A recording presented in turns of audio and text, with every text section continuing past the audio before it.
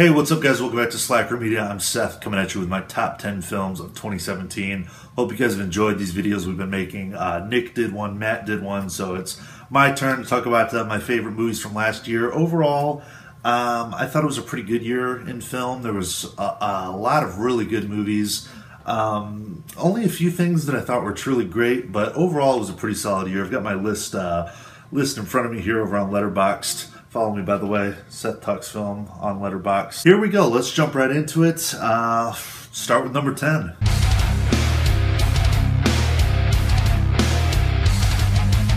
All right, so number 10 on my list, Richard Linklater's Last Flag Flying. I actually just saw this one not too long ago. I don't know, it was kind of a sleeper. You know, I don't think it played everywhere for one, and I just don't feel like a lot of people have watched it, but you know, you guys, if you've followed this channel, we love Richard Linklater. He's personally one of my all-time favorite directors. So, you know, anytime he comes out with something, I've got to watch it. And I actually really enjoyed this. Film stars Steve Carell, Lawrence Fishburne, and Bryan Cranston. They were three friends who had served in Vietnam. And Steve Carell's son has passed away in Iraq, you know, in the war in Iraq. So basically, Steve Carell, you know, finds his old buddies and they kind of go on this road trip, you know, to put his son to rest. So it was I mean, it's not typical Richard Linklater, you know. Linklater's a guy who's got like a handful of masterpieces, and then there's some that are pretty good, and then there's a couple in there that aren't too great in his filmography. But I was actually really impressed with this one. I didn't expect to enjoy it as much as I did. So yeah, I don't know, it was really just kind of a fun road trip movie with a different twist, you know, some good emotion behind it. So, yeah, Last Flag Flying, don't sleep on that one. Give it a watch.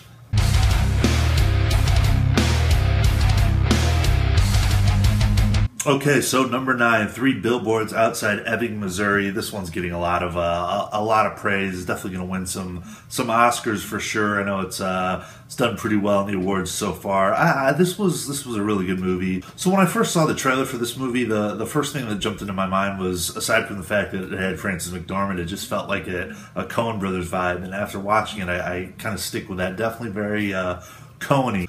Basically, Frances McDormand plays this character whose daughter was murdered, and you know, she didn't really get the justice she thought she deserved. She felt like the police department wasn't really you know, doing the proper job to find out the culprits. So she goes through some pretty interesting measures to get her message across and to try and finally solve the murder of her daughter. Yeah, I mean, I thought this was a really well-made film. I know some people are really big fans of it. This is like what I was talking about at the beginning. I thought this was just one of the really good films of 2017. I didn't think it was like, you know, anything fantastic or amazing, but I did really enjoy it enough to put it at number 9 in my top 10 list.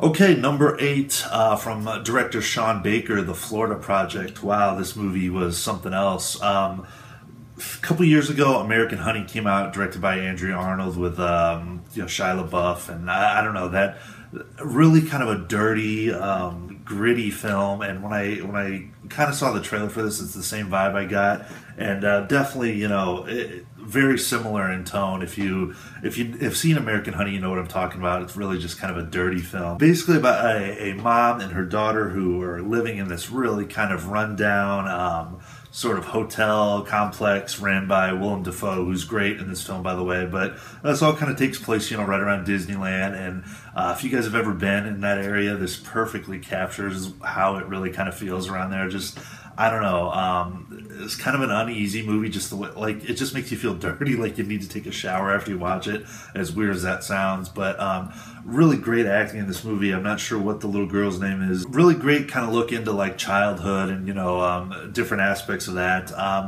Interesting movie. I don't know. I feel like this one is not going to be for everyone, especially the ending. The ending is a little strange. This is one that when I watch it, it kind of I had to let it marinate for a little bit, but I did really enjoy this. I thought it was a pretty interesting movie, and like I said, Willem Dafoe, man, kicks ass in this movie. So, The Florida Project, number 8.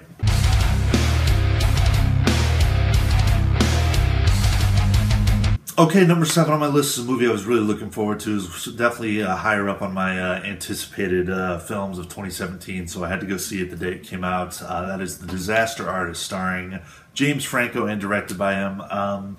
You know, this is kind of the story of Tommy Wiseau in The Room, which is definitely, become like a cult classic, regarded as like the worst film ever, but like the best worst movie, I guess.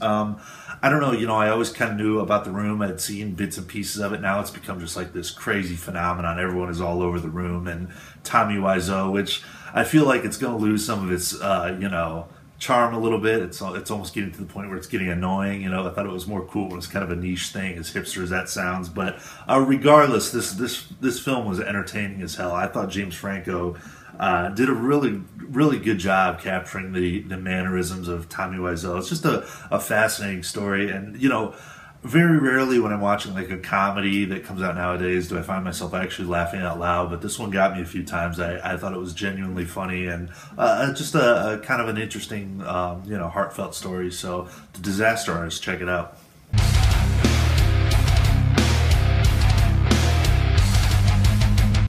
Okay, number 6 on my list, probably the one blockbuster that you're going to see on this list, which is kind of, I don't know, usually I don't really talk about those types of movies all that much, but that is War for the Planet of the Apes. That is the, third and final film we'll see in the, kind of rebooted Planet of the Apes trilogy. And let me just say, I've loved all these movies. I went to see Rise of the Planet of the Apes when it first came out, a couple years later, Dawn, and then finally to cap it off with War. I think as a whole, these are just it's just a great product. It's a great trilogy, and the CGI. I know it's cool to like bash on CGI, and people love to hate on CGI, which I get that in some cases. But out of all the CGI that I've seen, these Planet of the Apes movies just really nail it. I mean, when you're watching it, you almost forget that it's computer. You really think you're watching apes running around. It's really in depth, and I mean, very realistic looking. And I mean, this was a badass. There's not much I can say about it. It's just a badass ending to this trilogy. If unless they decide to keep milking it some way. But if these are the only 3 films we get, I love the trilogy. I thought this was a great ending. I just picked it up recently on 4K. Can't wait to go back and watch it. That is War for the Planet of the Apes.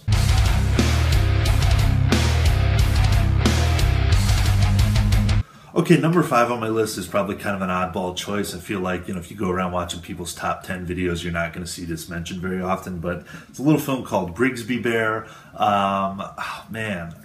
Seems like every year there's like an indie film that kind of sneaks into my list, or that I really kind of adore, and that is the case with this movie. This is about a guy who was basically kidnapped when he was a kid, and his captors kind of this is really hard to describe, but they kind of made this fake show called Briggs B Bear that they produced, and he was the only one that watched it, and he thought it was like this big show, but really it was just made for him. So at the beginning of the movie, he's rescued, and it's basically his life outside, back to norm, but he can't let go of this fake Briggs B Bear show that his fake parents, kind of got him obsessed with. And I know that kind of sounds stupid when I'm sitting here and explaining it to you, but this movie was great. A lot of good people in this. I think this was, I don't know if it was written by Kyle Mooney, but it stars Kyle Mooney, who, I think he was on Saturday Night Live and stuff like that.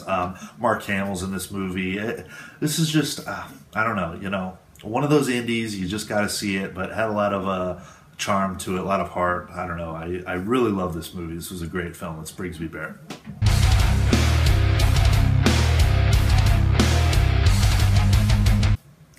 All right, so here we are at number 4, and as you can see, my pick for my 4th favorite film of 2017 is A Ghost Story, directed by David Lowery, starring Casey Affleck, Rooney Mara. Very kind of visceral, almost surreal film, very kind of artsy. Basically, Rooney Mara and Casey Affleck are this couple, and Casey Affleck's character ends up passing away, and this is, like I said, just kind of a visceral experience after that happens. He's basically walking around as a ghost, but he literally, you can see him as a ghost, a guy with a sheet over his head. Of course, she can't see him. It's just kind of like a look into the afterlife, so to speak. But, oh man, this was super clever, artsy. just very kind of surreal in parts. There's a few certain scenes that really kind of stick out if you have watched this, but I don't know, it was just one that really left me thinking after I watched it. Very simple concept, that's it's certainly nothing like really crazy or out there. It's just kind of a simple concept, but with like an art house sort of approach to it, and it was really well done. I really enjoyed this film. It's a ghost story.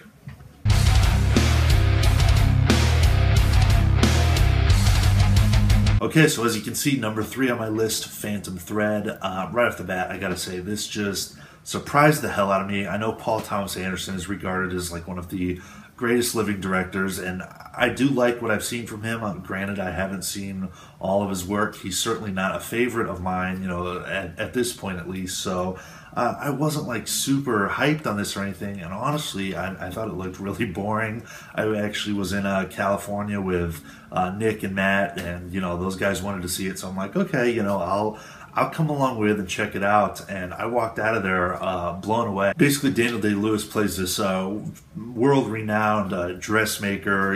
It's got a lot to do with fashion, but he ends up basically falling in love with this girl who ends up living with him, and their personalities kind of clash over time, and you can kind of see it. It's like a slow burn, but to talk about it, without spoiling it or anything, the way it wraps up and what ends up happening just, came out of nowhere for me. It was definitely not what I was expecting, but so much that I loved about this film. First of all, the score, oh my gosh, when I was sitting there watching it, that's the first thing I could tell right away. I'm like, oh man, this is one of the great scores. I totally loved the score, and Daniel Day-Lewis, amazing performance. Everybody in this film, just an amazing performance. But this is really hard to talk about without spoiling it. It's just something you have to see. I can tell you though, it's probably not going to go the way that you think it will. And I don't know. I love this. Really made me want to go back and dive into some of the other PTA films that I haven't seen. So Phantom Thread, sign me up. Great film.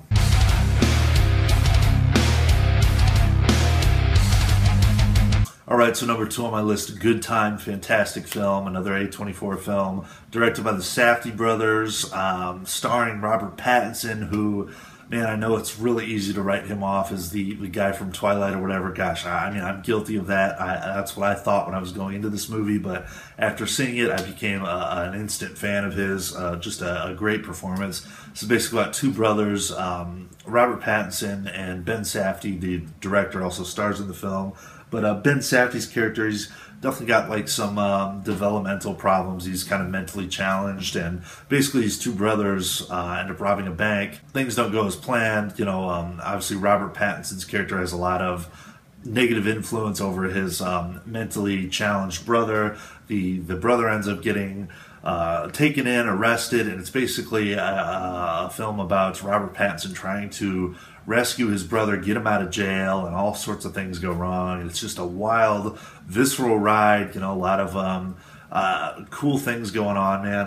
The soundtrack is awesome. Just a thrilling film. The whole time I was just kind of like, okay, where's this going to go? What's happening here?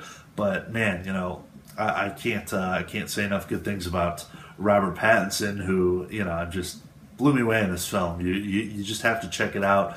If you think of him, like I said, as the guy from Twilight, you watch this and that will immediately change. And Ben Safdie too.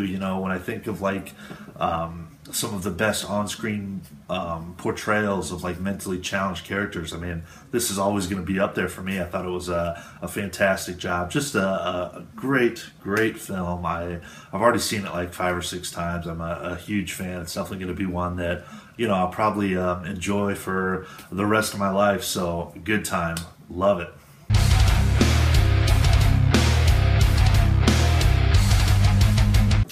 All right, so number 1, Danny Boyle's T2 Trainspotting. Oh my gosh, the sequel to Trainspotting, which is one of my all-time favorite films. Trainspotting is unlike anything else. Danny Boyle, just in general, is one of my favorite working directors. I think he's fantastic. But when I heard they were making a sequel to Trainspotting, I guess my first thought was, why? Is it really necessary? And, 20 years later, how often does that work? It usually doesn't. I mean, go back in history and look at some of the sequels that have been made to films years later, or just in general, really, sequels don't normally work out. But I don't know. So when I heard they were making this, I kind of forgot about it. And then the trailer dropped, and I became obsessed with the trailer. I watched the trailer like, probably 100 times. Just, it was so cool to me to see those characters, that I loved from Trainspotting back again. Same director, same cast. And then I went to see the movie, and man, I loved it. I know this is not going to be a popular pick, and you might be wondering, really, out of all the movies, this is, his favorite. Why not Lady Bird or something like that? I just think that Danny Boyle really just fucking knocked it out of the park with the sequel. And, like I said, a lot of sequels don't work out. I could not think of a better way to make a Trainspotting sequel than the way that it was done. And I know it was loosely based off the novel, the series, or the sequel novel, Porno, written by Irving Welsh. And I don't know, I haven't read those books. I think this film just kind of takes some of the aspects from that. It's not a full-blown recreation of the book. It kind of goes its own way, but fantastic. You see all these characters, Ewan McGregor and Ewan Bremer, Spud, Rent, and all these guys, Sick Boy, Robert Carlyle as Begbie. I mean, as psychotic as ever. This was just amazing to me. It manages to kind of capture that same vibe that you got from the original Trainspotting. The certain cinematography is still there. It's shot really well, just very stylized. And I mean, I'm honestly a badass sequel, and the ending. There's, I don't know, I'd say like the last probably 10 minutes, just really almost made me choke up. It's so well done. You might think I'm crazy, but really check this out. I have no problem saying that it's one of my favorite sequels of all time. I would put it up there with some of the best sequels that have ever been made. I've seen Terminator 2 and all that, and I mean, I would put this right up there. I think it's an amazing sequel, and I absolutely fell in love with it. So, T2 Trainspotting, please tell me there's someone out there that loved this film as much as I did. Well, guys, that being said, that does it for my top 10 list of 2017. I haven't seen all the films. I know I'm omitting some big ones. This is just what I've seen. I wanted to get this out before it becomes irrelevant. But I don't know. I enjoyed last year. I thought there was a lot of good films. I always kind of get excited, though, when we cross over into a new year and all the possibilities and all the good stuff that's going to come out of nowhere. That's what makes watching movies fun, or being into movies fun. Every year new stuff comes out that you end up discovering, and it's never ending. So let me know down below what you think of my picks. Tell me your picks. Tell me if you agree with me at all. I love to hear from you guys. Subscribe to the channel if you haven't. Appreciate your support. Follow us on Twitter, Instagram, Facebook. You know where to find us. Thank you guys for watching. Hope you enjoyed it. Peace.